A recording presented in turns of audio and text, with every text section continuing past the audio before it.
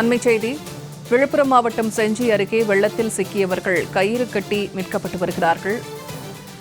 அது பற்றிய காட்சியை தற்போது நாம் பார்த்து வருகிறோம். விழுப்புரம் மாவட்டம் செஞ்சி அருகே வெள்ளத்தில் சிக்கிய மக்கள் கயிறு மூலமாக பத்திரமாக தற்போது மீட்கப்பட்டு வருகிறார்கள். வீட்டில் தஞ்சமடைந்த 10 பேரை கயிறு மூலம் தீயணைப்பு வீரர்கள் மீட்டிருக்கிறார்கள். அது தொடர்பான காட்சியை தற்போது அண்மைச் செய்தியாக நாம் பார்த்து வருகிறோம்.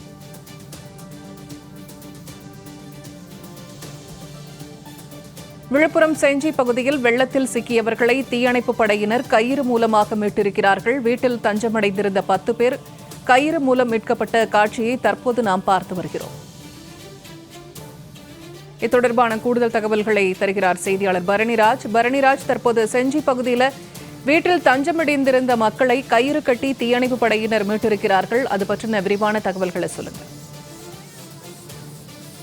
வங்கக்கடலில் நிலவி வந்த பெஞ்சால் புயல் கரையை கடந்துவிட்ட போதிலும் அதன் தாக்கம் இன்னும் குறையாமல் விழுப்புரம் மாவட்டத்தில் கோர தாண்டவத்தை நிகழ்த்தி வருகிறது.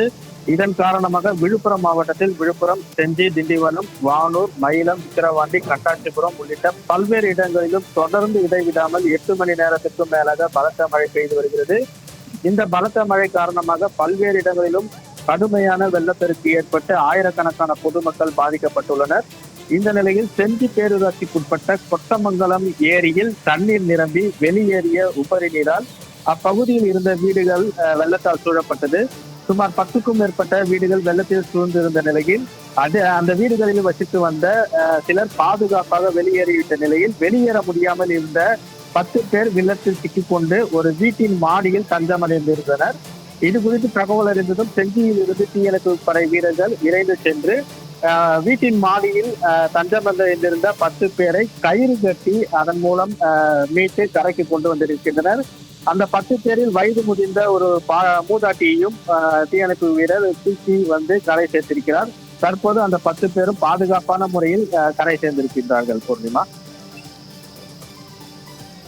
தகவல்களை பகிர்ந்து கொண்டமைக்கு நன்றி பரணிராஜ்.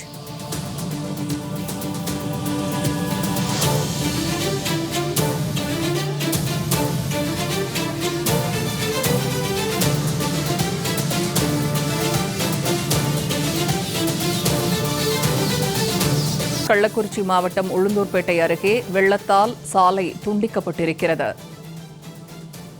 கள்ளக்குறிச்சி மாவட்டம் உளுந்தூர்பேட்டை அருகே வெள்ளத்தால் சாலை துண்டிக்கப்பட்டிருக்கக்கூடிய காட்சியை தற்போது நாம் பார்த்து வருகிறோம். இதனால் போக்குவரத்து முற்றிலுமாக துண்டிக்கப்பட்டுள்ளது.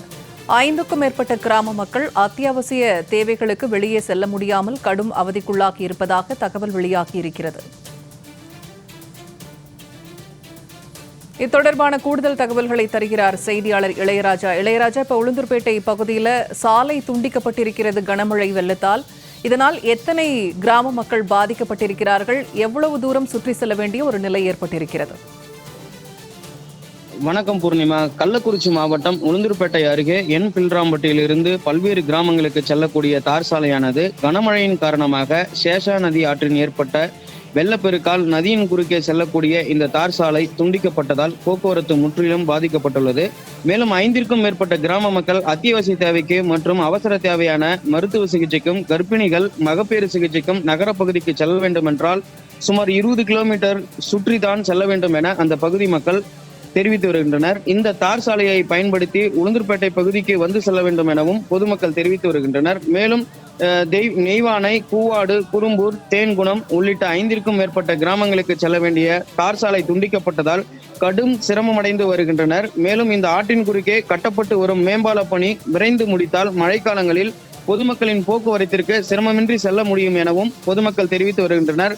உடனடியாக இந்த மேம்பால பணியை விரைந்து முடித்தால் பொதுமக்களுக்கு பெரிதும் பயனுள்ளதாக இருக்கும் என்று தெரிவித்து வருகின்றனர். பூர்ணிமா,